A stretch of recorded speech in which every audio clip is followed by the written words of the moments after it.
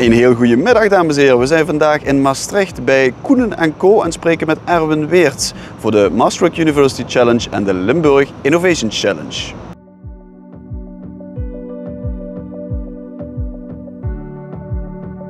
Koenen & Co, wie zijn jullie en wat doen jullie? Als Koenen & Co zijn we marktleider in Limburg op het gebied van accountancy en financiële dienstverlening. En daarbij doen we administratievoering, jaarrekeningen maken, accountantscontrole, maar ook breder adviesdiensten, fiscaliteit, fiscaal advies. We denken ook aan corporate finance.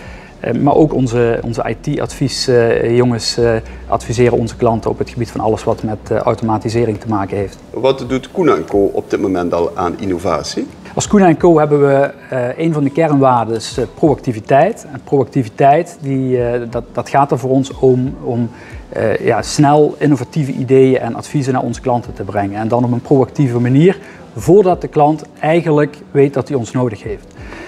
Nou, daarmee zijn we eigenlijk continu proberen we up-to-date te zijn en te zorgen dat we net dat stapje extra kunnen bieden bovenop hetgene dat de klanten standaard bij ons afnemen aan diensten, om ze te verrassen en daarmee ook de toegevoegde waarde te bieden die we daarmee kunnen bieden.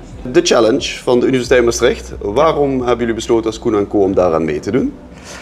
Ja, als Koenen & Co hebben we een stuk opleiding vinden we heel belangrijk. In onze eigen academy, de Koenen & Co Academy, leiden we de mensen daarnaast nog op allerlei skills, bijvoorbeeld soft skill gebied. Dus we vinden het gewoon heel belangrijk om bezig te zijn met opleiding. En als dan dit soort initiatieven op de universiteit plaatsvinden, dan vinden wij dat wij als marktleider in Limburg daar ook bij moeten zijn en onze rol moeten vervullen en daarbij een stuk kennis delen met de betreffende studenten. Zou je ze wellicht als tip al mee kunnen geven vanuit jullie expertise?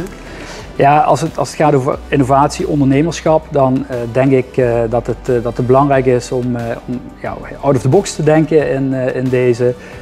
Probeer de gewaande structuren en procedures zoals ze er zijn te doorbreken en los daarvan te denken in creatieve ideeën en de klantbehoeften. Dat vind ik ook een hele belangrijke als het gaat over wat ik de studenten zou willen meegeven. Blijf wel denken van waar de behoefte van een klant ook ligt. Uiteindelijk staat de klant centraal. Daar gaat het uiteindelijk om. Je kunt heel veel mooie innovatie bedenken, maar het gaat er ook om dat je die vermarkt krijgt en bij de klant krijgt.